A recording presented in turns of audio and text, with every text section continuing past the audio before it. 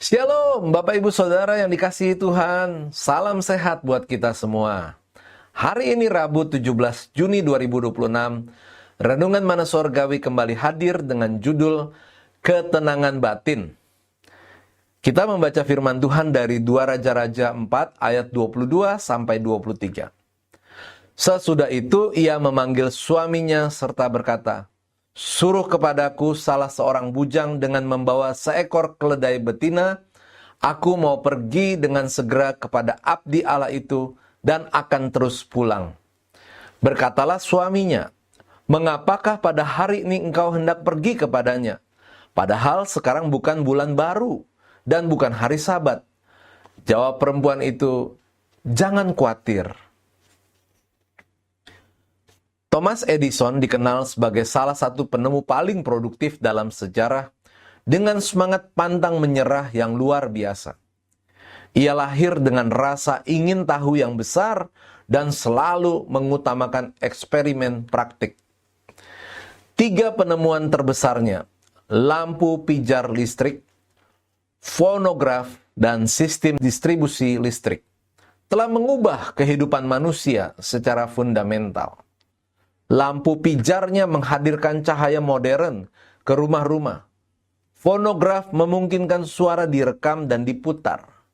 Sementara sistem listriknya membuat listrik bisa dinikmati secara luas, bukan hanya sebatas di ruangan laboratorium.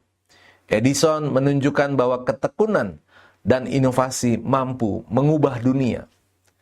Suatu kali terjadi peristiwa tidak terduga, yaitu pada tahun 1914, laboratoriumnya yang berada di West Orange terbakar habis, menghanguskan alat, catatan, dan eksperimen yang telah dikembangkan bertahun-tahun. Anak buahnya panik melihat kehancuran itu. Namun Edison justru tetap tenang. Ia tersenyum dan berkata kepada anaknya, "Panggil ibumu, dia tidak akan pernah melihat api sebesar ini lagi."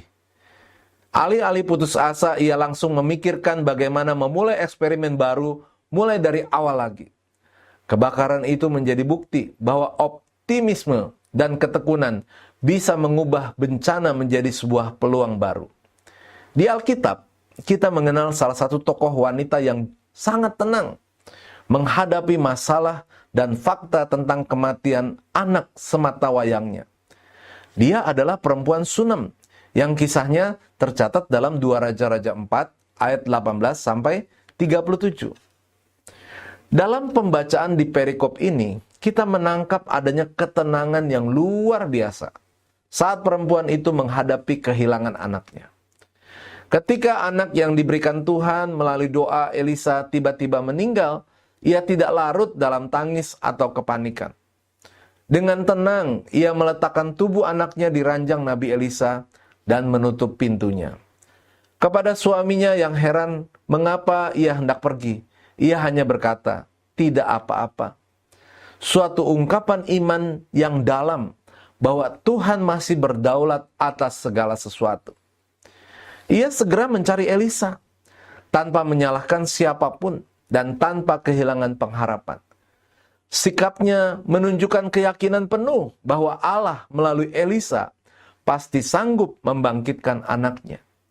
Ketika Elisa berdoa dan meletakkan dirinya di atas anak itu, nafas kehidupan kembali, mujizat terjadi. Iman perempuan Sunem ini mengingatkan kita bahwa ketenangan sejati lahir dari kepercayaan kepada Tuhan, bukan dari keadaan yang tampak menjanjikan. Kisah ini mengajarkan bahwa iman yang kokoh tidak goyang oleh keadaan, melainkan berakar pada pengenalan akan Allah yang hidup. Di dalam hidup kita ada saat di mana harapan seolah mati dan masa depan tampak hangus seperti laboratorium Edison. Namun disitulah Tuhan ingin menyalakan keyakinan baru.